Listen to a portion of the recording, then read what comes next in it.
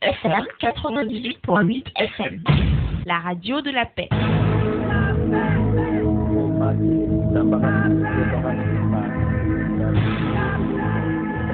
Mais je voudrais simplement dire que nous devons accepter de vivre africain. C'est la seule façon de vivre libre et de vivre digne. Je vous remercie, Monsieur le Président. La patrie ou la mort, nous vaincrons. Doni ne se wa o te sɔrɔ ni hakili sɛbɛra tɛ wa dɔni kɔfili de wuruki ye an ka layidu kɔrɔn lakumana an ye layidu min ta k'a fɔ hali n'a kɛra an ni an n'a don a da pour que faso ka kuma bɔ an ye layidu min ta jamani ye ko ni tɔɔrɔ fɛn fɛn bɛ yen nɔ an bɛ sɔn a ma yaasa faso ka kuma bɔ yaasa jamani ka lafiya yaasa nɛɛma kana jamani kɔnɔ an ye layidu min ta awa an bɛɛ o layidu ka jɔn de ye ka jɔ maya kɔrɔ an caman bɛ maya bɔ hɔrɔnya in n'a fɔra ko anw ka ta a tacogo yɛrɛ la anw b'a ye ko doni de parce que l'égalité intellectuelle est tangible. L'Afrique devrait, sur des thèmes controversés, être capable d'accéder à la vérité par sa propre investigation intellectuelle. À l'école, on avait instauré quelque chose pour nous obliger à parler et à réfléchir en français. Si un de vos camarades vous surprenait à parler votre langue maternelle, en l'occurrence le Solofo, qui est ma langue maternelle, il vous dénonçait à l'instituteur et pour vous humilier, on vous accrochait un crâne d'âne. Femimbe ankobi ode ka ombo glofia mina kono katambla arabuya mina kono otuma ninkele nazaro ka mina ambo fana kono aba ye chugo no ye sungu mari ko fo ango ye uluka ye chugo la ambe ma moloma de nola bomba moloma minuka nyanamaya ye chugo o kwa mako imana joyoro soro nyanamaya inkoro chugo ko ka do ko ibe wa mowerebe o ni do kala o kala matuma o tuma ko ka nyumanke ka nyumafo ka jugumanto miawla o banga konu chama la go se ka ke setana ko de yana dina mo fe fe fula de be wulu bolo ni o ye femi famia o yere bolo o ko nyuma ye o bo ke ala tay bo no ma femi famia o yere bolo o ko jugu de o bo ke setana tay bo ulu kelembe ka fe plan fula de ala ani setana bo yanga boli ko nubla setana ko menande kono o minga farasnan la fiye ni ve zama de wali berebereli wali ekoli ni wali dini minu ba kuma kela diɲɛ baara fɔlɔ ye kuma de ni ye kuma se sɔrɔ e bɛ fɛn bɛɛ se sɔrɔ n'i ma kuma se sɔrɔ e tɛ se foyi sɔrɔ hali minnu b'a fɔ ko an ka kuma dabila ka baara kɛ fili kuma don baara yɛrɛ fɔlɔ de ye kuma ye ni fɛn mun ma ɲɛfɔ o baara tɛ kɛ o la fɔ an ka kuma de o la kumakɛlaw hali bi a ye kuma a ye dɛmɛ don kumakɛlaw ma a ye dɛmɛ don o la kuma de ye supasima fɔlɔ an ka kuma ni kuma ma kɛ fɛn tɛ ɲɛdɔn quoi o la hali bi damaga ka se di kumakɛlaw ma u nɛ sabati ngoni fasokon iri wanfaya wara falen la po Traoré damela mnyongolo sembe ko jampa jugo siri lende to angama ala ni shitane flabe ka je auna abadon ala kanga kiriko ina bao ale ni shitane flabe ka je auna ala ni shitane flabe ka tuga je auna kono do fili warala ne ma ala famu ala ko ka e adamani adeun kanu jahanama dangu sitane dangu arijine dangu irisunde ndumbali dangu ala be mine na e mo mine o kuma ka kene bawo hotep au klube aka radio mandi de mankana PCFM kele mini avec radio PCFM na kenelon ka damine tumare tan ani shekin kata kundo tumare tan ani kononton no o émission tɔgɔ de ko bɛnba mɔlɔmaw gbere no o bɛ kɛ kɛmɛtu minnu bɛ yen no olu ko u bɛnbaw ka yelifɔndo o de yirali ani o lafasali ani u bɛnbaw kɔmabinbin ani bɛnbaw ye sira minnu bila ka se ka mɔgɔya la ɲɛ ka ɲɛnamaya la sabati o kɛmɛtiw ka o kɛlɛ o de bɛ kɛ radio so min tɔgɔ ko PCFM radio so min ni ale kumada di jamana denw bɛɛ ma ka kɛ ni jamana yɛrɛ ka jamana sariya sew ye n'o de ye yɛrɛ sago miiriya labɔli ɲɛfɔli ko k'o kɛ jumɛn de kɔnɔ ko k'a kɛ jamana ka sariya kɔnɔ ni mɔgɔ bɛ se ka ɲɛnamaya sariyaw labato ka ɲɛ est ce que o bɛ yen nɔ ka tɛmɛ kɛmɛtiw kan o de la an y'a kanu ka kɛɲɛ ni feerekew ni kow ɲɛdɔnbaliya ye ka nin émission belebele in sigi radio Peace FM na o radio min ni ale bɛ sɔrɔ fiɲɛ fingi fanga fɛ 98.8 ani murumuru 8 n'i ye i guwankun o la k'i ka radio tourner dɔrɔn k'a bila o la an bɛ ɲɔgɔn sɔrɔ ni émission belebele in kɔnɔ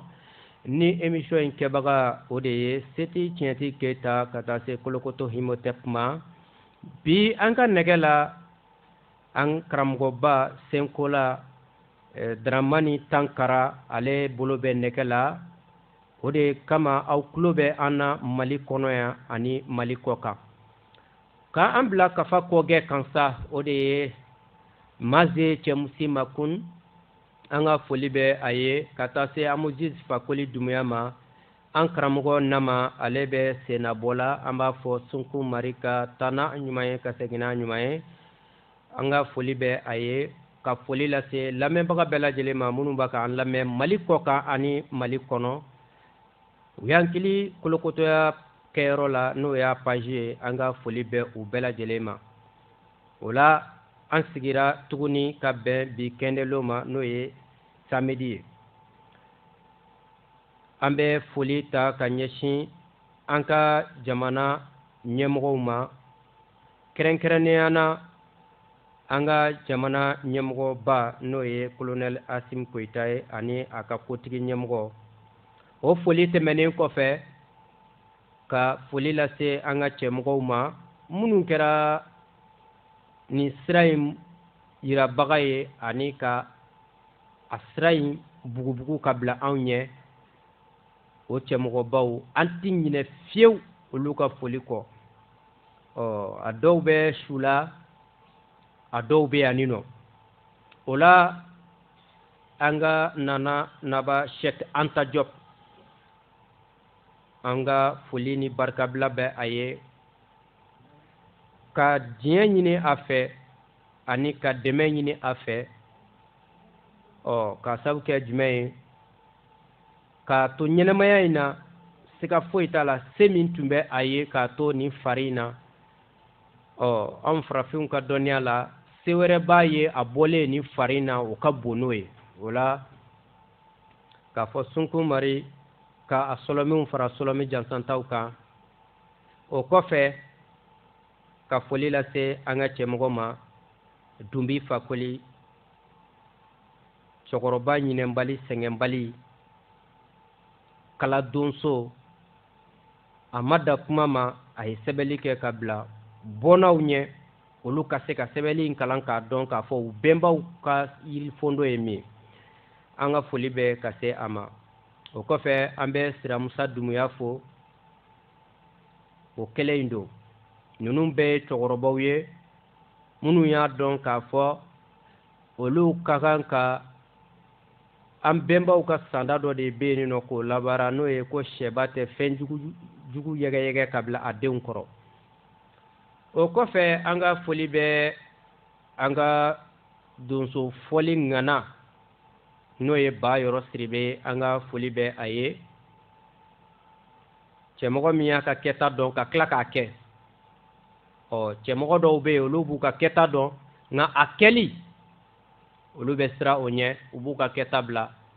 ka sɔn jɔnya ma o kɔfɛ an ka foli bɛ Mali donso bɛɛ ye Mali fan bɛɛ k'u fo ka janbe sigi u kunna k'a fɔ olu min y'a dɔn ko dɔ fɔ b'a ka a essayer k'a bɛ segin kuraya la o ye jumɛn ye ka na an la jɔnya tuguni i n'a fɔ u nana kɛ cogo min n'o ye wali bɛrɛbɛrɛliw ni wali diinɛw ka jɛ k'u bolo don ɲɔgɔn bolo k'anw ka jamana la jɔnya k'anw kɛ jɔn ye o donsow de y'a dɔn k'a fɔ anw tɛna an ta kɛ duwawu ye dɛ anw ɲɔgɔnnaw de don u sɔnna ka faso janfa ka baso janfa k'u bolo di wali mɔgɔw ma n'u ka wali miirina ye k'a fɔ u bɛna faso minɛ k'a kɛ jɔn ye tuguni ko fɔlɔ anw bɛnbaw ma sɔn o ma k'olu y'a ye ko nin farikolo in ka balo jɔnya la nafa fosi to o la bonya o bonya mana sɔrɔ jɔnya kɔnɔ o ye kumasuli de o donso wulila k'u jɔ ka jɔ faso ni beni cɛ fo bi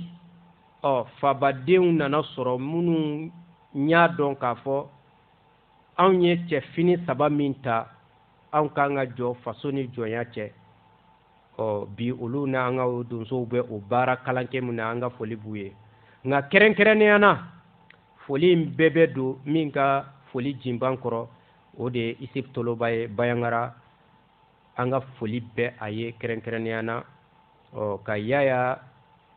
fana fo Bayangara o la ka segin kumabon kɔnɔ sisan ka kuma di an karamɔgɔ ma Kolokoto Himotep ma a ka mɔgɔw fo an ka sɔrɔ ka tɛmɛ ni an ka kumada ye Kolokoto Himotep i ni sɛnɛ kɛnɛ kɔnɔ an b'a karamɔgɔ Banfɛlɛlɛ setigi Cɔnti Keyita an ka foli b'i ni lamɛnbaga bɛɛ lajɛlen bɛɛ b'a mɛn ka an ka senko la an ka technicien Waraba n'o ye Dramane Tangara k'a fɔ ka an ka senko la ɲɔgɔn sɔrɔ Goma Maase Cɛmusi Makun k'a fɔ k'ale ka foli lase a Moses Fakoli Dunbiya ma an karamɔgɔba Nama Dunbiya Kolokoto Nama ale bɛ senabɔla i b'a fɔ y'a fɔ cogoya min na ko k'a kɛ ɲuman taga ɲuman segin ye ka wuli dususuma dafalen na ka se dususuma dafalen na ka segin dususuma dafalen na o tɛmɛnen kɔ ka foli lase an ka bɛnba Mɔlɔmaw Gore Kantigi n'o ye Buwatu Ture Espagne k'ale ka foli lase bɛnba Mɔlɔmaw Gore Sinfo bɛɛ lajɛlen ma kuru mun sigira groupe mun sigira n'a tɔgɔ dara émission yɛrɛ la le chemin des ancêtres méritants o de ko don wagati kelen na k'an ka cɛmɔgɔba fo cɛmɔgɔ hakilima n'o ye Bakari Konate Kalaban ko Sonko Mare ka a fari jɔ ka foli lase an ka cɛmɔgɔ Madama Daɲɔ k'an karamɔgɔba fo Tigiya Danbɛlɛ k'a Tigida Magan n ka foli bɛ an ka cellule de communication mɔgɔw ye Magan Tarawele Jama ani Fajigi Tarawele ko olu ka foli lase u baarakɛɲɔgɔn bɛɛ lajɛlen ma karamɔgɔ an bɛ bi le 19 mars 2022 2022 Taraba kalo n'o ye mois de mars o tile 19 an b'o de la o bɛ bɛn kɛmɛti sanwala n'o ye an bɛnbaw ka calendrier o sanwala min ka kɔrɔ ni diɲɛ sanwala bɛɛ o san 6258 a kalo 9 na n'o ye pan kɔnso ye an b'o tile 4 na bi kɛndɛlo in n'o ye samedi ye o la karamɔgɔ ka Mali donso ni farafinna donso bɛɛ lajɛlen fo i b'a fɔ y'a fɔ cogoya min na k'an ka jamana natigiw fo k'an ka Wama an tɛ taa n'olu ka foli yɔrɔ jan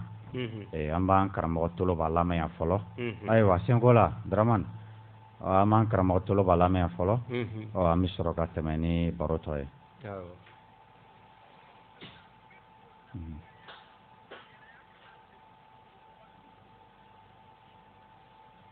ayiwa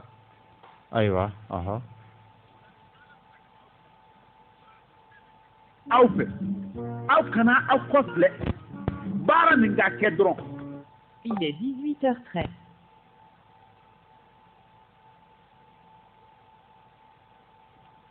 ayiwa wala an tɛ filɛ ɲɛ o kama baara min ka kɛ dɔrɔn mɔgɔ i bɛ baara min na i bɛ jalabi sɔrɔ wo parce que wo baara de la o baara n'a i y'a jalabi sɔrɔ i bɛ tile mɔgɔ tɛ yen min tɛ fili surasi wo kama aw kana baara ni sumaya baara min ka kɛ dɔrɔn n'a surasi fagara i bɛ kɔntan n'a jadisi fagara i bɛ kuma wa mɔgɔ ninnu bɛ se ka to yen cogo mɔgɔ minnu b'a fili de k'a fɔ surasi kan cira an de y'a ci wa mɔgɔ minnu b'u supporter ka an tugu fewu ayiwa n ka foli bɛ an karamɔgɔ toloba ye nin yɔrɔ la ko dan sɔgɔ bɛ su la tɛ ɲɛnama la ko dan t'a la k'a fɔ karamɔgɔ toloba ye k'a ma foyi fɔ ni tiɲɛ tɛ a bɛ fɔ ten an ka mɔgɔbaw bolo ko mɔgɔ tɔnɔ tɛ jugu ɲafa siga kɔni t'o la an ni wali diinɛ ninnu an ni sama diinɛ ninnu ta kɛra o de u kɛlen kɔ ka na an ka faamalaw ci n'o y'an ka anpiriw ye u kɛlen kɔ k'an lajɔnyali suguya bɛɛ la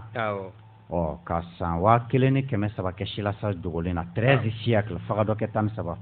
silamɛya o de kɛ Silasa dogolen na Silasa sugu bɛɛ lajɛlen n'o ye génocide a fɔ ma ko génocide voilé génocide voilé mun na bawo silamɛw yɛrɛ ti fɛ a ka fɔ i bɛ fɛn bɛɛ mɛn ja ne y'a faamu silamɛya donni 6e siècle la 7e siècle fan fɛ farafinna a ye tiɲɛni min kɛ silamɛw yɛrɛ ti fɛ anw farafin ka bɔ kalama hali u ti fɛ u silamɛ ɲɔgɔnw ka bɔ a kalama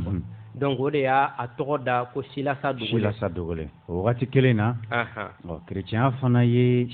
Silasa min kɛ chrétien fana ye tiɲɛni min kɛ chrétien mansaw ye dansago mun da an kan olu fana ti fɛ o ka fɔ o wale kelenw dun de bɛ sen na halisa o de kama an y'a fɔ an ye mɔgɔbaw ka sanda yi lasegin ko mɔgɔ tɔnɔ t'i jugu ɲafa n'a ma ɲɛ a b'o cogoya la a dun bɛ fɔ ten ko yɛrɛ kun sɔrɔ man dɔgɔ sɔrɔ la an ta in kɛra yɛrɛ kun ɲini de ye sisan o la k'a fɔ toloba ye o ye siga t'a la k'a bolo kɔrɔtalen don ka jan bɛ sigi a kun na ko n'ale tun ta kɛra i b'a fɔ a silamɛ karamɔgɔ ninnu n'a kerecɛn karamɔgɔ ninnu ta ɲɔgɔn na wagati mun na degun sugu bɛɛ b'an kan k'an ka taa dugawu de kɛ san tun b'a sɔrɔ kuma wɛrɛ bɛ ka fɔ mun na ni ka sɔrɔ jamana sigikan ani jamana kundɔngili o bɛ min ɲini an fɛ o de ye ko ni jugu bɔra kɔ kan ani kɔnɔna na k'an ka wuli ko ka kɛ tata ye ko ka jugu ɲɔni nka o wagati kelen i b'a dɔn silamɛ karamɔgɔw u ka seko kɛra mun ye k'an ka armée lagosi ko n'i y'a ye ko nin bɛ ka kɛ ko armée bɛɛ tan tɔn de u ladamunen tɛ u bɛ gulɔ min u bɛ nin kɛ tan u bɛ nin kɛ tan pour que ka jamanadenw tigɛ u ka armée la jamanadenw kana sɔn ka dɛmɛ fosi don u ka armée ma an b'o la ka taga dɔn yɛlɛmana ɲama kɔrɔ mun de bɛ u bolo sisan u n'u ka bɛrɛbɛrɛli kurukaw o de ye ko Mali nantigiw ni Mali donsow b'a ka ko ka civiliw faga kabako ONG b'i sɔrɔ ka taga rapport bɔ n'o ye kan sɛbɛnli ye ka taga o kumaw seereya donc ko bi an ka Soromadi fanga o bɛ ka yɛlɛ mun kɛ c'est-à-dire l'armée monte en puissance donc k'u bi an ka nantigiw senkɔrɔma cɛ fɔ cogo wɛrɛ la k'u bɛ mirindi senkɔrɔma cɛ bon a laɲini ye de an ka to jogo sagoya in kɔnɔ a laɲini ye de olu bɛ fɛ k'an ka jamana tɔnboyali mun kɛ a fɔ mun ma ko le chaos ko installé a laɲini ye o mun ye bon olu bɛ ji durulen de fɛ kuma bɛɛ a mana ɲagami kuma o de ka di olu ye o la siga tɛ mun na o kuma kɔni t'a la fiyewu karamɔgɔ an ka kumada i b'a fɔ an y'a lase cogoya min na ka tɛmɛ an y'a yira k'a fɔ ko nin kalo in bɛɛ bɛ kɛ o kumada kelen de kan n'o ye saya ye o la kumada ye ko saya ye cogo an bɛnbaw bolo ani saya ye cogo sama diinɛ ninnu bolo la mort vue par nos ancêtres et vue par les religions dites révélées o la o kumada in b'a nɔ na an bɛ a ta ko sabanan na bi n'o ye a 3e partie ye nata in o bɛ kɛ a bolola tugun ye n'o ye k'a parachever o bɛ k'a ta ko 4nan ye sinsili bɛ kɛ saya in ka kun jumɛn kama o nan'o de kɛ kini ko ye k'o kɛ jirijɔrɔ ko ye a dun bɛ k'a fɔ ko an karamɔgɔba kɔtɛba kamara lɔnkotigi kɔtɛba kamara ale ko ten ko fɛn tɛ dali la ko fɛn bɛ kɛli de la la n'a ma ɲa k'a fɔ ko saya ye sunko kɔnɔ ko dɔ de ye o b'a yira de k'a fɔ ko kojugu tɛ jɔrɔ ko tɛ kinikini ko tɛ sunkun kurundu dɔ de don o la fɛn tɔnɔbɔta de don a yera an bolo k'a fɔ ko n'i ye bɛɛbagaya fɔ n'o ye existence ye ko fɛn fanfilama de don a b'i b'a fɔ wari kɔ n'a ɲɛ saya ni balo o la ni mɔgɔ min ko i bɛ saya kɛ jiridɔrɔ ko ye k'i b'a kɛ kinikini ko ye kɔrɔ ye i tigɛra balo yɛrɛ de la i tigɛra ɲɛnamaya yɛrɛ de la n'i tigɛra o la o b'a yira k'a fɔ i tigɛra sunko de la n'o ye nature n'i tigɛra nature la o b'a yira k'a fɔ i tigɛra danbaga yɛrɛ de la sunko mari yɛrɛ kɔni dieu de la nature o la an bɛ an karamɔgɔ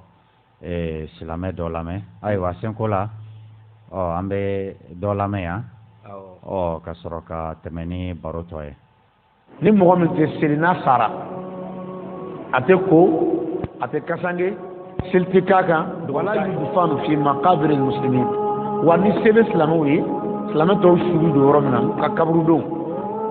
wa hali an ka jamana kɔnɔ nin fana ye taabolo juguba dɔ ye silamɛw ni kerecɛnw bɛ kaburu don kelen na silamɛw ni josɔnnaw bɛ kaburu don kelen na nin tɛ bɛn silamɛya la tant que se bɛ silamɛw ye u kan ka bali de ka wuli ka jɔ ka se faamaw ma ka silamɛw ka kaburu don k'a dan ma kuranɛ kɔnɔ k'a tɛ bɛn nabi ɲuman ye a tɛ bɛn mumini si ye aw k'a fɔ ko ala ka yafa maa ma maa min bɛ ni filankafo don jɔn bɛ maa min bolo filankafɔya b'o kɔfɛ filankafɔya t'o kɔfɛ a jɛyɛlɛ kɔ k'a fɔ ko tasuma dunnen don donc mɔgɔ kan k'u janto nin yɔrɔ ninnu na kosɛbɛ an ka jamana ye musala waqtara al-jumhur ko dɔnnikɛla bɛɛ fanba bɛɛ lajɛlen o bɛnna kan k'a fɔ darbul unqu bis-sayf maa min tɛ seli a banna seli ma silamɛ jamana kɔnɔ silamɛw b'a kalama karisa kun ye silamɛ a bɛ seli a murutila ka bɔ diinɛ la ko k'a minɛ k'a faga hali tan kana d'a ma yɛrɛ k'a kunkolo tigɛ ka bɔ a la mun na parce que kafiri de don nka dɔnnikɛlaw ye kiti damadɔ ta k'a di selibali ma o kiti fɔlɔfɔlɔ ye jumɛn ye mɔgɔ mɔgɔ tɛ seli sigida la ni dɔnna i kɛra cɛ i kɛra muso ye o hali ni fa ye alimami hali ni fa ye seko hali ni fa ye karamɔgɔ ye tant que i tɛ seli dɔnnikɛlaw ko tasikutu wilayatu a tigilamɔgɔ tɛ se ka kɛ ɲɛmɔgɔ ye abada nin bɛɛ ye silamɛw de ka mɔgɔ dɔ ta ka kɛ u ka ɲɛmɔgɔ ye k'a sɔrɔ kafiri de o tɛ ɲɛ dɔnnikɛlaw ko abada mɔgɔ mɔgɔ tɛ seli o man ka kɛ silamɛw ka ɲɛmɔgɔ ye abada kafiri ka silamɛ mara fo ni dɛsɛ nana fo ni dɔrɔla nana fo ni se t'aw ye n'o tɛ kafiri selibali hali n'a jogo ɲɛna ni diɲɛ bɛɛ tɛ tant que a tɛ dugu ma a ka ɲɛmɔgɔya tɛ bɛn silamɛya la o ye kelen wa yaskutu irsahu min aqaribihi mɔgɔ min tɛ seli n'a sara ka miliyari to a kɔ a sɔnmɔgɔ minnu bɛ yen n'u ye silamɛ u t'a tiɲɛ ta ayiwa a tulo bɛ a ka arajo mankan de la Peace FM an bɛ kɛlɛ-kɛlɛ de kɔnɔ kɛlɛ-kɛlɛ min ni o ye bɛnbaw mɔlɔmaw geren ye an karamɔgɔ kolokoto Imhotep an bɔra ka silamɛ karamɔgɔ dɔ lamɛn a ka kuma a mumɛ n'i ye a lajɛ cogo dɔ la n'i y'a to silamɛya minɛn kɔnɔ kuma in bɛ bɛn yen kosɛbɛ nka n'i y'a bɔ o minɛn kɔnɔ ka bila mɔgɔya minɛn kɔnɔ ka bila mɔgɔya minɛn kɔnɔ ka bɔ ko kuma dan ka tila k'a bila jamana minɛn kɔnɔ mun bɛ mɔgɔ dabaliban karamɔgɔ a bɛ ka nin lase mikoro mun na a sigilen a bɛ ka nin lase korofo mun fɛ n'o ye réseau mun fɛ internet baw video de don a bɛ ka kuma fini mun yɛrɛ b'a kan na a m'o dilan a t'o dilan cogo dɔn o ye kafiri dɔ olu yɛrɛ ka faamu na kafiri kɔrɔti dɔ yɛrɛ banbaga kɔ la kafiri kumaden mun don a b'i labara dans les deux sens c'est-à-dire n'e ko ko mɔgɔ ye kafiri o b'a yira k'a fɔ e ye kafiri ye n'a banna e ta ma e bolo ale ye banbaga ye o b'a yira k'a fɔ e yɛrɛ banna ale ta ma dɔ e fana ye banbaga ye nka an mago bɛ mun na yɔrɔ la ale ma se ka sanuya fiyewu mɔgɔ min dun tɛ samɛ a ti malo fana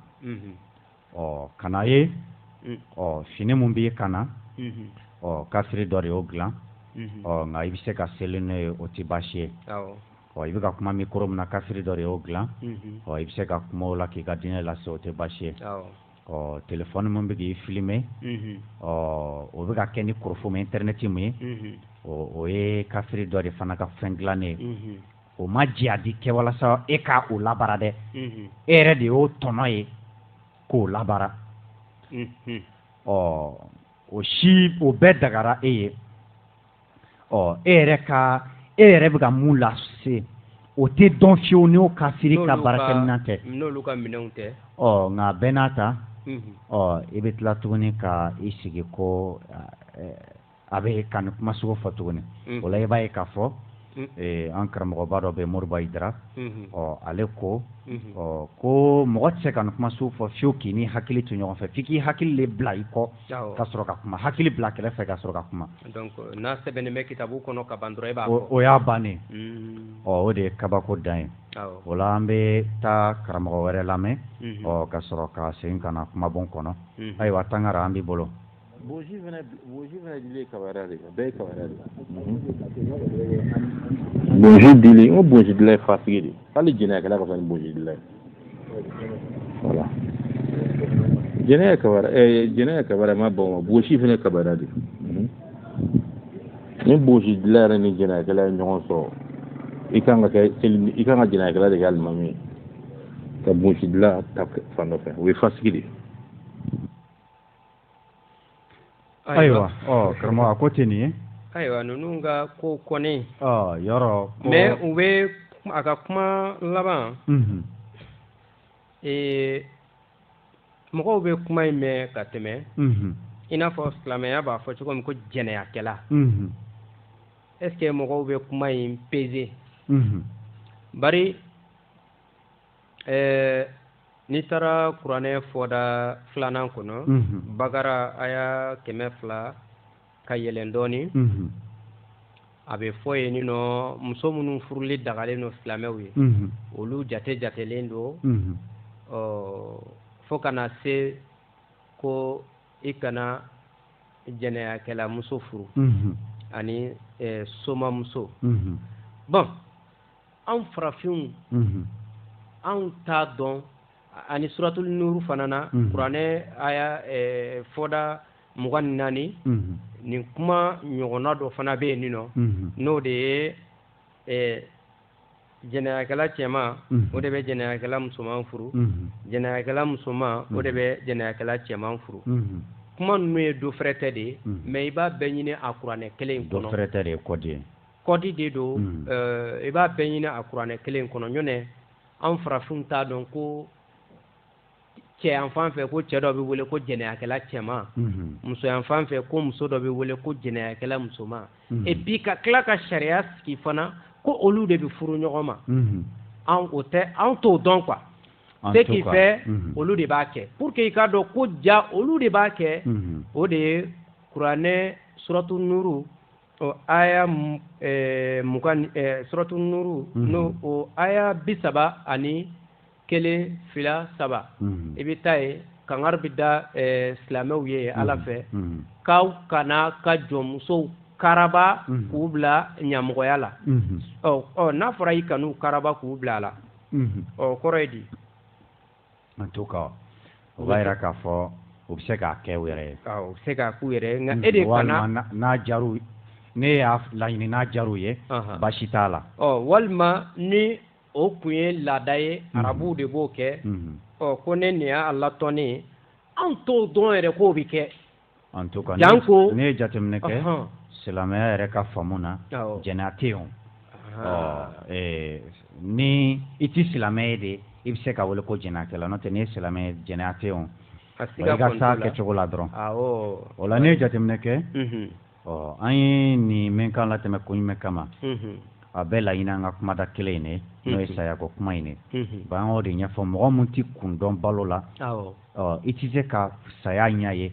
o la a bɛ k'e bolo jɔrɔ ko ni kini ko ye i b'a dɔn k'a fɔ ko ninnu ma kun ye balo la cogo di wa i b'a dɔn k'a fɔ ko yirila jankɔrɔ a bɛ fɔ o ma ko hakilila bana o pakisɛ o manifestation de ye nin ye c'est à dire nin kuma sugu fɔli ye yɔrɔ a yira ala de k'a fɔ ko bomosi o ka fisa ni mɔgɔ yɛrɛ ye bon a y'a fɔ de ko bomosi di k'o ye kabayira ye ka bɔ yɛrɛ jurumu o waati kelen na ko alimami jɛnɛyakɛla hali n'a sɔrɔ jɛnɛya ko in o y'a damana kuma ye ko o ka fisa ni alimami bonbosidila ye o la i bɛna ye k'a fɔ o faamu bɛɛ bɛ résumé kana jumɛn na bonbosi de ka fisa ni mɔgɔ yɛrɛ k'a sɔrɔ bonbosi bɛ bɔ jɔn na mɔgɔ tɛ la bonbosi de ka fisa ni mɔgɔ ye bonbosi de ka fisa ni mɔgɔya ye o la n'i ye jateminɛ kɛ an bɛ maaw dun ka sira kan mɔgɔya in de ye fɔlɔma ale de ka bon ni fɛn bɛɛ ye diinɛ tɛ se ka bonya ni mɔgɔya ye cogo si la mɔgɔ de bɛ don a la mɔgɔ de b'a kɛ wa i bɛ kɛ mɔgɔ de ye ka sɔrɔ ka kɛ silamɛ bɛ chrétien nka olu de nana k'u bɛ tila ka o bila mɔgɔya sanfɛ tuguni wa tuguni k'o wele ko danbaga ka ko o tala danbaga ale ye traumatisé ne don wa a bɛ ko n'a sina bɛɛ kɛ ɲɔgɔn fɛ yan donc ale jarabilen don bonbosi de la quoi bonbosi ma bɔ minnu na a b'olu ka kiti bila cogo jumɛn na u yɛrɛ ka jaabi o la i bɛna ye k'a fɔ an bɛ mun fɔ k'a fɔ ko nin diinɛ ninnu ye dibidɔya kɔfili de n'o ye ignorance kɔfili ye nin yɔrɔ de don parce que c'est à dire farikolo yɛrɛ cogoya hormone ni cogoya minnu b'a kɛ ni bonbosi bɛ bɔ mɔgɔ la o dɔnbaliya de b'a to ale ti bonbosi ko kalama donc ale bɛ o ta k'o kɛ nin ko sugu ye o la ni an bɛnbaw ka kurudo ma filɛ karamɔgɔ u bɛ mun fɔ an ye kurundo 37 yan'an ka se kurundo 24 a 17 fɔlɔ u ko je parle de façon positive des autres ko n bɛ ɲuman de fɔ mɔgɔ tɔw kan o de kama o t'olu ta la matika kurundo in an bɛ hakililajigɛ k'a fɔ nin ka kɔrɔ ni sama diinɛ bɛɛ a ka kɔrɔ ni bibulu ni kuranɛ kabini mɔgɔ t'a dɔn ko iburahima bɛ yen musa bɛ yen isa bɛ yen ni kurundo ni sariya ninnu bɛ yen o la o bɛ na mun fɔ an ye tuguni a sariya 24 ko j'écoute des opinions opposées ko n bɛ miiriya sina lamɛn o bɛna tila ka mun fɔ an ye tuguni a sariya 39 la ko je suis humble ko n ye yɛrɛmajigina de nka an bɔra ka kuma ninnu lamɛn sisan n'i y'a nin lamɛn yɔrɔ ni sariya minnu fɔra sisan mɔgɔya ɲuman tɛ taa nin si kɔ ni an dun bɔra ka kuma minnu lamɛn sisan n'i ye ninnu lamɛn i b'a ye nin si t'i sɔrɔ nin na yɛrɛmajigi t'a la mɔgɔ wɛrɛ bonya t'a la fana e dun ma ale tigi kɛ yen ni e ka dɔgɔyama sera a ma ko ne ye miiriya tɛ kelen ni e bɛ fɛ ale de ka bɔ yen ne ka miiriya tɛ kelen i dun bɛ k'a fɔ k'i b'o de fɔ ye danbaga tɔgɔ la o tɔ la ala y'o tigi dan a yɛrɛ ɲina mariya o la karamɔgɔ n'an taara yen k'a sɔrɔ kɔntara de b'olu ka ala ni sitanɛ cɛ siga t'o la mais olu bɛ tila k'a fɔ ko u b'o kɔntara jagoya kase k'a sɔrɔ sitanɛ ko ka wagati de d'ale ma ko fo lɔba lon ala ko a sɔnna ni wa a y'a fɔ ka d'a kan k'a b'u bɛɛ lafili fana ko n bɛna n sigi i ka sira tilennen da la n ma n'i ka mɔgɔw tatɔla ye mɔgɔ mana k'a bɛ sira tilennen minɛ n b'o ta ka bɔ yen nɔ ala ma a fɔ sitanɛ ma ko i t'o kɛ dɛ ala yɛrɛ b'a fɔ yɔrɔ dɔ la k'ale yɛrɛ bɛ gwɛdɛw sitanɛw ci banbagaw ma olu dɔsi palanka kɛli la c'est-à-dire jurumu kɛli la ko walasa a ka fɛrɛ olu ma o la i bɛna ye karamɔgɔ an fɛ n'i ye a lajɛ ɲuman ni juguman a ma se i k'o ɲɛfɔ ni saya kɔ ye an y'a ɲɛfɔ saya ni balo in bɛɛ de ye fɛn kelen o la i bɛna ye an fɛ an ka golofi sɔlɔmidoya kɔnɔ n'o ye spiritualité ancestrale africaine in kɔnɔ faso ni bulonda sira kan i bɛna ye k'a fɔ ni a ta ka lajɛ mari yɛrɛ ale sunku ye ɲuman de bawo mari ye dilanni de kɛ a ma tiɲɛni kɛ o waati kelen na mɔgɔ fana ye mari ladegebaga de ye bawo mari walima danbaga a ye o yili o hakili di a ma ka se ka a yɛrɛ ni a lamini ka se k'o tɔnɔbɔ ka se ka sunku tɔnɔbɔ o tuma kelen na i bɛna ye k'a fɔ ko ɲuman ye ɲankɔbali de ye ɲɛnamaya in kɔnɔ c'est à dire ɲuman kɛli ye indispensable de ɲɛnamaya kɔnɔ n'an ma kari ɲɛnamaya kɔ an tɛ se ka kari ɲumanya kɔ cogoya jumɛn na ne ye jateminɛ kɛ i bɛna ye lama la e tɛ se ka balo ni ji tɛ par exemple ka sɔrɔ ji n'a fɔra ko walasa e ka minɔgɔ b'i yɛrɛ la e de ka taa son kaba nɛgɛ mun bɛ kɛ kaba bɔgɔ min bɛ kɛ nɛgɛ ye ka to bu yɛrɛ ye ka guwansolo jɔ yɛlɛ n'o ye hofurino ye k'o kaba nɛgɛ k'o kɛ nɛgɛji ye k'o nɛgɛji kɛ ka pigasi dilan ka t'o pigasi ka t'o kɛ ka kɔlɔn sen ka sɔrɔ ka f'i b'i min yala o tan kɔnɔ minɔgɔ t'i faga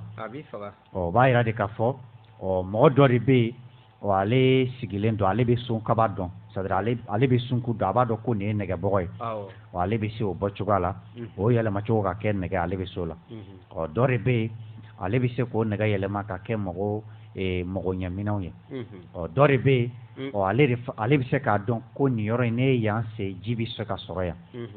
dɔ de bɛ yen ale yɛrɛ fana o sen cogo ɲuman b'ale kɔnɔ walasa ji ka se ka sɔrɔ dɔ de bɛ ale fana de ye miiri sɔrɔ ka jurufilen kɛ ye e ka se ka na ka tila ka jurukisɛ fana dilan ka se ka o ji in bɔ k'o min o waati kelen na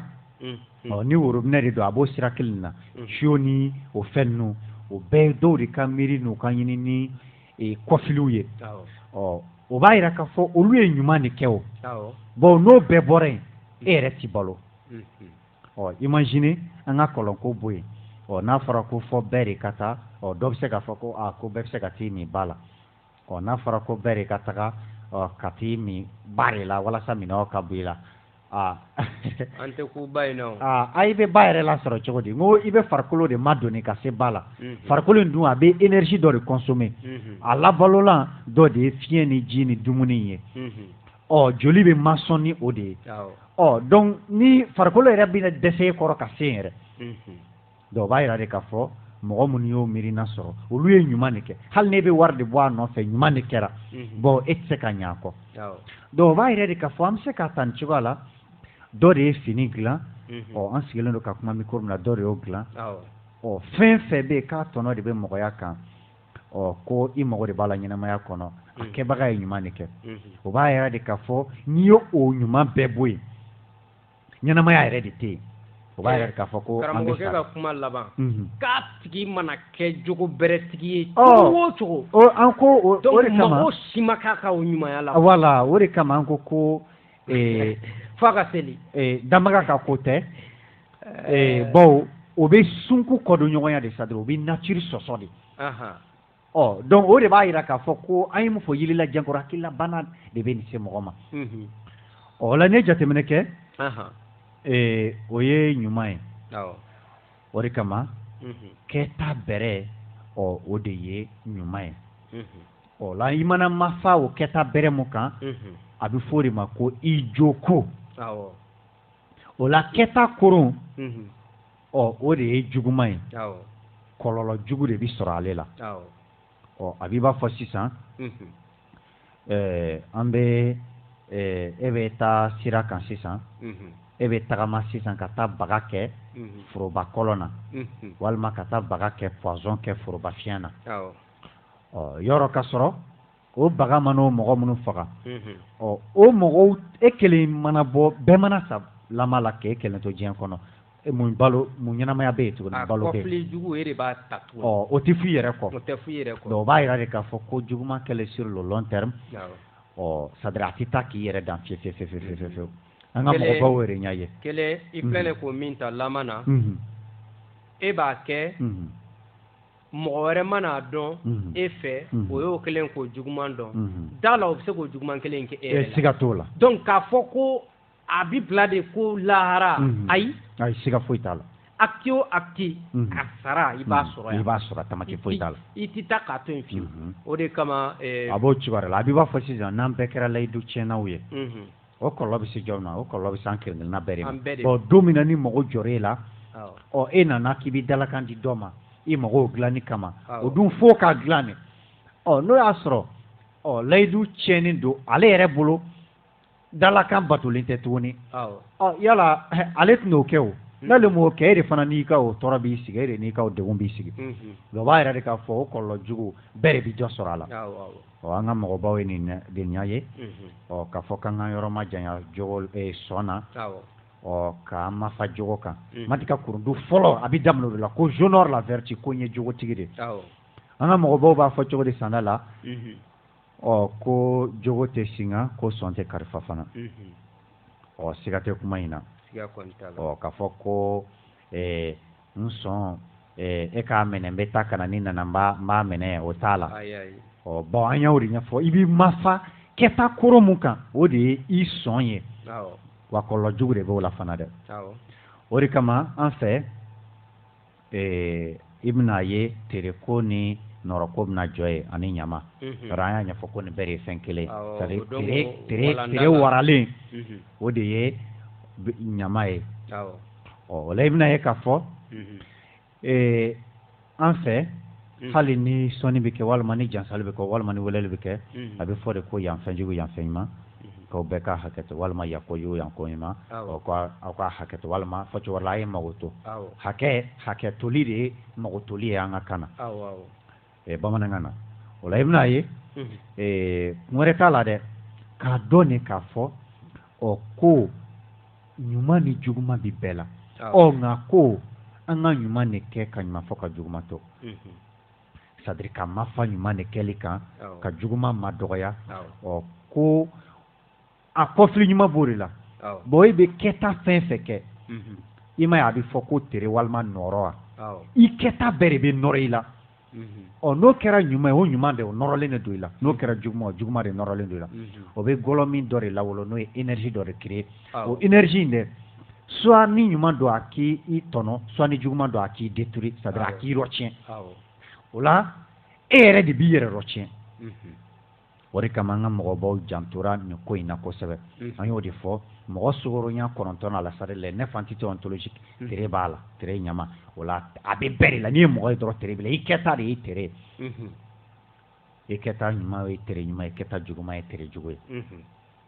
o la n'o wulil'i fɛ foyi tɛ se ka don i n'o cɛ mɔgɔ si tɛ se ka don i n'o cɛ o de kama n'i ye jateminɛ kɛ ni an ma fara tere ɲuman kan fɔcogo wɛrɛ la n'an ma fara jogo kan fɔcogo wɛrɛ la n'an ma fara ɲuman kɛli kan an bɛ kɛ arijinɛ de kɔnɔ diɲɛ in kɔnɔ kɔni n'an ma fara tere juguya kan fɔcogo wɛrɛ la sɔnmaya kan fɔcogo wɛrɛ la juguman kɛli kan an bɛ kɛ ɲɛnamaya in jahanama de kɔnɔ ɲɛnamaya in tɔɔrɔ baw ɲɛfɔli min bɛ kɛ u bolo arijinɛ ko ni jahanama ko la yɔrɔ an ye walanda kɛrɛnkɛrɛnnen ko kan le paradis et l'enfer dans la Bible le Coran o walanda kɛra émission in kɔnɔ yan nka dɔrɔn k'a ta surunmanin na dɔrɔn yɔrɔ an y'a ɲɛfɔ ko sɔlɔmi n'o ye esprit ye o ni ni tɛ kelen ye ni ye sɔlɔmi ka baarakɛminɛn de mais sɔlɔmi ni ni tɛ kelen ye bon sɔlɔmi ale ye gɔlɔ min de fɔ cogo la énergie o la an ye ɲɛfɔli kɛ k'a fɔ ale ka baarakɛminɛn la fangama belebele o ye ni ni ja ni kegun de dani kegun ye sɔlɔmi tagama ɲɔgɔn de ale de bɛ se ka bɔ ka taa yaala ka sɔlɔmi kunnafoniya o de y'a to an bɛ sigi ko minnu ma kɛ fɔlɔ walima ko minnu kɛra ka tɛmɛ walima ko minnu bɛ ka kɛ an bɛ se k'o bɛɛ kunnafoniya sɔrɔ sigo la jani kegun de b'o kɛ o la o de kama i bɛna ye sigo la e bɛ se ka diɲɛ bɛɛ lamini wagati damadɔ k'i to i nɔ la e bɛ wuli k'a fɔ n ko bi tun bɛ Chine ne n ko ni Xi Jinping yɛrɛ de tun bɛ baro la sɔrɔ n ko bi kunun n tun bɛ Inde ka sɔrɔ e yɛrɛ dun ma e farikolo ma donni ka se o o la olu nana fɔ ko f'u ka taa dɔ walima ɲankatɔ dɔ de bisigi u miiri la k'o bɛ yen u yɛrɛ ka jate la ka hɛrɛ dɔ miiri u hakili la k'o bɛ yen k'a sɔrɔ o hɛrɛ yɛrɛ olu ka mankutu la o hɛrɛ tɛ hɛrɛ farafin ka diɲɛ cogo la o arijinɛ tɛ arijinɛ ye bawo dɔwɛrɛ tɛ yen dumuni ni musoko kɔ wa mɔgɔya fana tɛ yen teriya tɛ yen badenya tɛ yen sinjiya tɛ yen hali bɔɲɔgɔn ye tɛ yen wa hali o arijinɛ kelen kɔnɔ jɔnya bɛ yen tuguni bon a kuranɛ de ka lakaleli kuranɛ haya de don ko denmisɛnnin dɔw de bɛ kɛ arijinɛ kɔnɔdenw ni ɲɔgɔn cɛ ka to ka min passe olu ni ɲɔgɔn cɛ donc olu ti jɔnya de la arijinɛ kɔnɔ ye arabu n'a ka dansago n'a ka dibi dɔya kodɔnbaliya kɛra sabu hali arjinɛ mun n'a y'o miiri k'o de ka ɲi jɔnya b'o yen fana o la i bɛn'a ye olu b'o ɲankata mun fɔ o ɲankata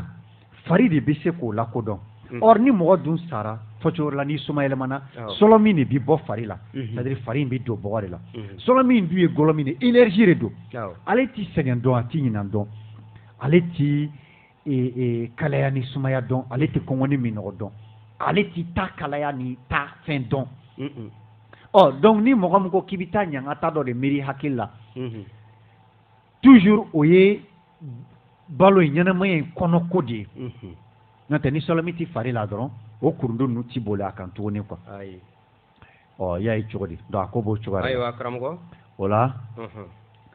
ni dakura damadɔ b'i fɛ o la an bɛ dɔ fɔ o sɔlɔmi ko kan u yɛrɛ ka ko in na i b'a dɔn ko karamɔgɔ k'u kɛlen don ka ko in dabiri an farafinw da la de ɲɛna u yɛrɛ bɛ sɔlɔmi ko in dɔn tigi siga t'o la siga t'o la o la ni i taara kuranɛ fɔda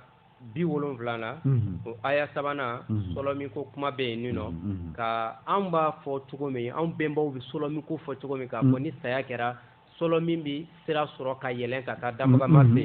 a ɲɛfɔlen don yen nɔ k'a fɔ ko sɔlɔmi bɛ kɛnsɔnw ni sɔlɔmi bi yɛlɛn ko ka taga ale kɛrɛfɛ yen ko dɔw ka tagali bɛ taa se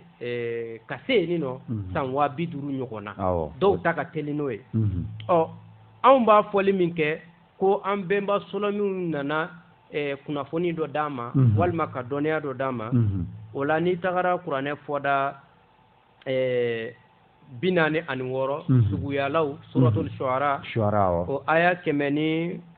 aya 193 la i bɛ taa sɔlɔmi ko kuma dɔ fana sɔrɔ yen o ni anw bɛnba jewuti ninnu ka sɔlɔmi ko kuma bɛɛ kelen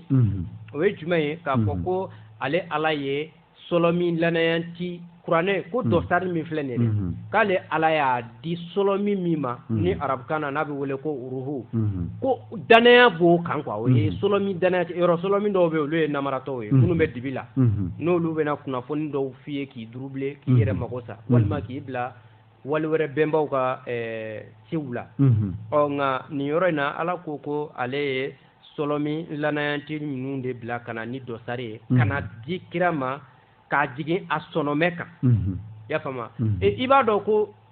sɔlɔmi min don fana ko a bɛnbaw sɔlɔmi don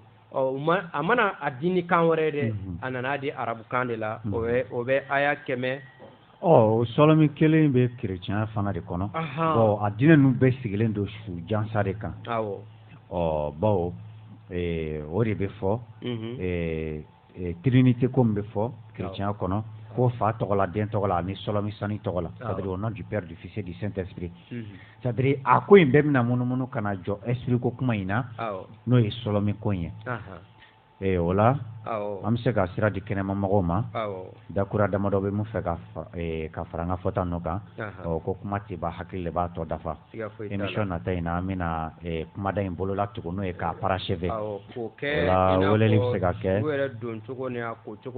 20 18 65 20 20 18 65 walima 71 27 47 29 71 27 47 29 71 27 47 29 ayiwa tangara i b'an bilasira dɔɔni yanni dɔ ka don ayiwa an karamɔgɔ dɔ bɛ sira la an b'o ta yan tangara ayiwa karamɔgɔ an tulo b'i la an tulo b'i la ayiwa tangara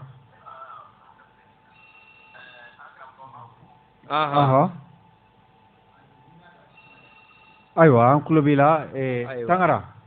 yan dɔ bɛ an bolo yan dɔ bɛ yan ka foli di aw ma aw ka cɛsiri la a n'aw ka bilasiraliko ɲuman ko walawalali ninnu bɛ faamu kosɛbɛ ne b'a fɛ ka fɛlɛlɛ dɔ de kɛ commentaire de kɛ dɔrɔn k'an teliya ka bɔ sira la karamɔgɔ tɔw ɲɛ o de ye k'a fɔ ko o bɛ min fɔ tubabukan na ko la perception de la mort est très déterminante dans la vie d'une nation. C'est-à-dire que ko cogo di ko saya faamu cogo ɲɛnamaya in kɔnɔ ko jɔdaba de b'a la mirindi yɛrɛ walama jama walama jamana ka ɲanamaya yɛrɛ kɔnɔ o bɛ kɔrɔli kɛ ka taa mun ma o de ye k'a fɔ ni saya ma faamu cogo yɛrɛ ɲuman na siga si t'a la a bɛ jamana yɛrɛ de dɛsɛ ka taa ɲɛfɛ o kɔrɔmasuru ye mun ye i mana sama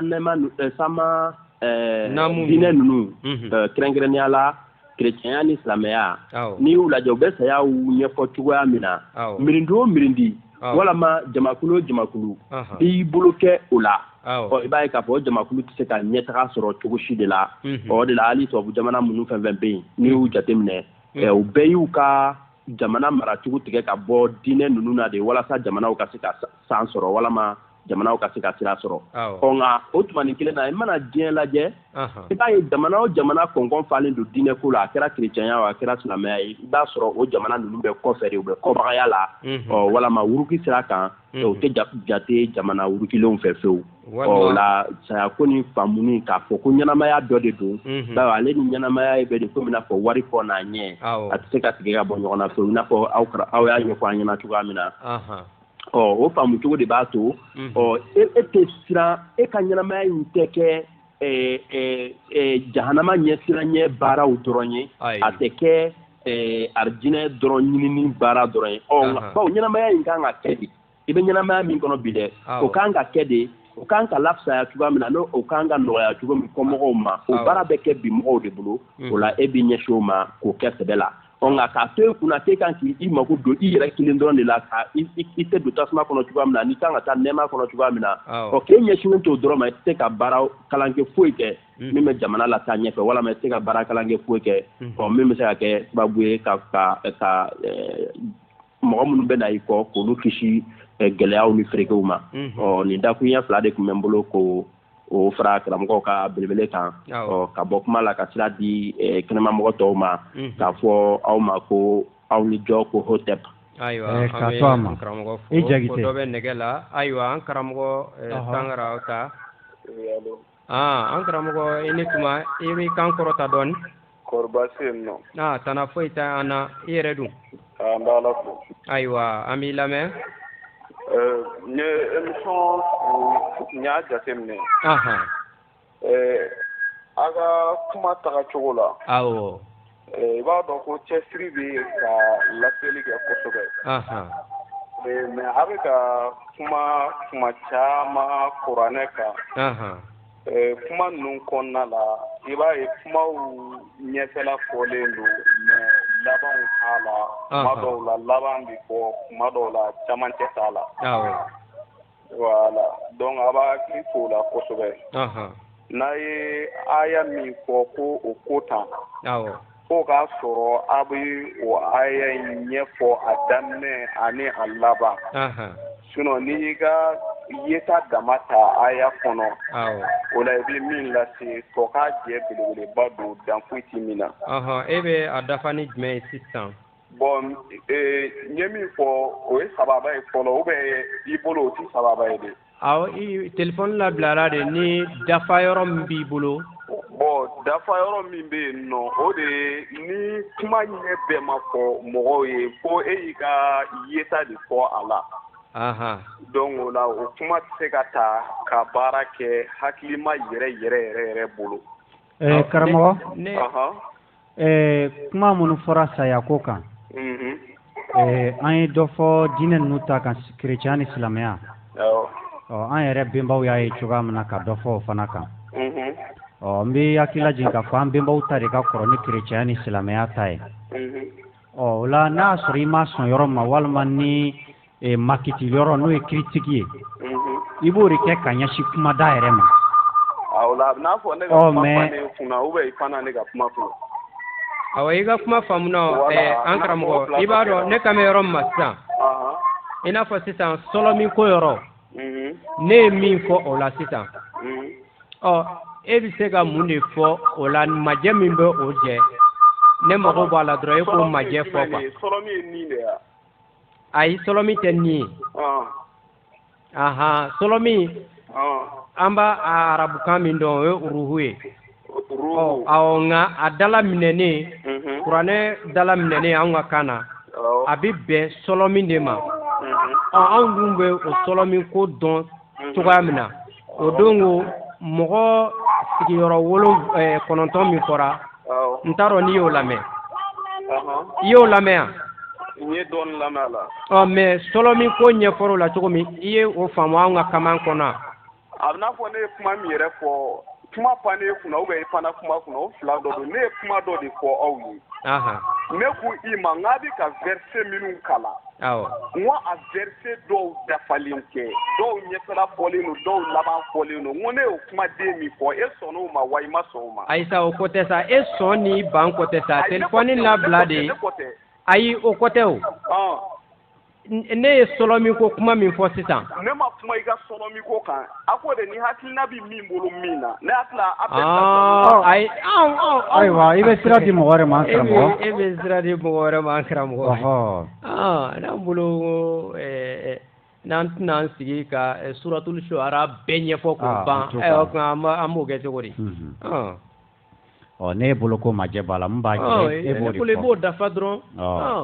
nka fɔ karisa i yɛrɛ de ka fɔ tan ayiwa sira bɛ an bɛ mɔgɔ kelen ta ka sɔrɔ ka segin ni kuma ye weleli bɛ se ka kɛ 20 20 18 65 walima 71 27 47 29 ayiwa ko dɔ bɛ nɛgɛ la an karamɔgɔ i ni sɛnɛ Amba Tanaste an b'i lamɛn ne tun bɛ fɔ i n'a fɔ a bɛ ka fɔ cogo min na ne ka faamuyali la n'i y'an mɔkɛ ninnu ka sira minɛ i bɛ taa sɔrɔ olu ye ala ko faamu cogo min kɔnɔ haralaya bɛ o kɔnɔ mun t'o kɔnɔ haralaya haralaya halala voilà halala o ye arabukan ye dɛ harala ye an ka kan ye dɛ halala ye an ka kan ye o kɔrɔ halala o kɔrɔ ye min ye i b'i hakili jababu sa e fa tɔgɔ bɛɛ i b'i tila ka i fa o fana tɔgɔ ye min ye o fana fa tɔgɔ ye min ye o fana fa tɔgɔ ye min ye i yɛrɛ ka dɔnni dan i b'a sɔrɔ e bɛ fɔ ye de i bɛ mɔgɔ minnu na quoi e ka bɛ yɛrɛwoloya de ma wa ou bien halalaya de m'o ye bɔnsɔnya de voilà halala halala ye arabukan de ye koyi halala ye an ka kan de ye koyi an ka kan don voilà i bɛ mɔgɔ minnu na karamɔgɔ i bɛ fɛ ka mun fɔ i bɛ se k'o fɔ mɔkɛ i b'a dɔn a sira ka jan a sira min ka jan dɛ e to i tɛ miiri fɔ i mɔkɛ min yɔrɔ jan na dɛ e bɛ fɔ o de la o de ye harala ye fɔ o la quoi a kɔrɔ de ye fɔ o la sisan e hakilina ye mun ye kuma da kan i ka commentaire walima i ka critique o la sisan thème kan quoi émission thème kan saya ko in kan saya ko in na bon sisan n'i ko ni mɔgɔ sara parce que ni mɔgɔ sara sisan a bɛ fɔ de minnu b'a dɔn u b'a fɔ ko a tigi mɔgɔ tɛ sa mais a bɛ si yɔrɔ de yɛlɛma soma yɛlɛmana voilà i n'a fɔ parce que dɔw ko mɔgɔ bɛ se ka sa mais i bɛ tila k'a ye a ɲɛnama mais i bɛ taa sɔrɔ a bɛ se ka tunu i la a bɛ se k'a yɛrɛ jira e b'a ye a bɛ se ka tunu i la donc u b'a fɔ ko mɔgɔ denmisɛnnin yɛrɛ ni denmisɛnnin sara ni a y'a sɔrɔ i b'a sɔrɔ ni mɔgɔ sara denmisɛnninya kɔnɔna na i bɛ taa sɔrɔ saya u ka fɔ a ye ko a dɔw la a bɛ se k'a yɛrɛ to ka na ka n'a yɛrɛ jira ou bien u yɛrɛ b'a fɔ ko ni mɔgɔ sara ne bɛ fɛ k'a dɔn e bɛ ka o kuma in fɔ contexte i bɛ k'a fɔ minɛn jumɛn de kɔnɔ an bɛnbaw ta kɔnɔ wa ou bien kuranɛ ni bibulu ta de voilà donc sisan ni bibulu ta don ni bibulu bɛ min fɔ ni a y'a sɔrɔ an bɛ fɛ ka taa ala ko la sisan mais bibulu bɛ fɛ i ka ala ka yɛrɛya a bɛ fɛ ka ala ka yɛrɛya yɛrɛ de jira i la a bɛ fɛ ala ka yɛrɛya ye mun ye i t'a sɔrɔ adamaden yɛrɛ i farikolo lafiyalen i hakili tɛ degun foyi la ko lafiya dɔrɔn o de ye ala yɛrɛya ye ala yɛrɛ de ye o de kɛ mɔgɔ ye o de bɛ ala yɛrɛya jira mais ni fɛn min bɛ i dusukun degun i tɔɔrɔya fɛn ninnu dɛ ko o de ye sitani ka sebaya ye donc sisan ka sɛbɛn min bi ala degun dɛ donc ala fɔlɔ bɛ y'o ni ala ka diɲɛ ye donc c'est comme sisan ka sɛbɛn min bi ala an karamɔgɔ tuma gunna émission nata i b'i lamɛn bawo ɲininkali dɔw bɛ yen k'a k'i la an bɛ sira d'i ma i b'i don i b'i ta fɔ an bɛ sɔrɔ k'i ɲininka awɔ k'an bɛn samedi don ayiwa an bɛ welelikɛlaw bɛɛ lajɛlen fo ka docteur fo docteur ayiwa a bɛ kɛ cogo di an karamɔgɔ cɛ kura ye mun fɔ siga t'a la an bɛ bɔ kuma kɔnɔ n'o de ye ka yira k'a fɔ ko mirindi ka ɲɛsigi saya ye cogow bolo o jɔyɔrɔba de b'o la wala bawo ni a taara diinɛ ninnu ka dabada ma mɔgɔ ka ɲɛnamaya bi kɛ saya kinikini de ye o la i t'i tan sɔrɔla ka miiri i t'i tan sɔrɔla ka baara i tɛ sini ye jango ka siniɲɛsigi baara kɛ o la e bɛ kɛ i nana i taara ye ka dingɛ sen k'a bila i bɔnsɔn ye ko yan ma dɔgɔn ka bɔ kuma kɔnɔ ɲɛyɔrɔ la ko hɔtɛp ayiwa ko ka lamɛnbaga bɛɛ lajɛlen fo mali kɔnɔ ani mali kɔ kan ko k'an bɛɛ kɛndɛlo wɛrɛ mɔgɔ mɔgɔ ye weleli kɛ an b'a bɛɛ lajɛlen fo ayiwa an karamɔgɔ nɛgɛ kuru ma kelen danbaga kelen sebaga kelen faama kelen sira kelen jo kelen sɔn kelen. Mais je voudrais simplement dire que nous devons accepter de vivre africain. C'est la seule façon de vivre libre et de vivre digne. Je vous remercie, Monsieur le Président. La patrie ou la mort, nous vaincrons.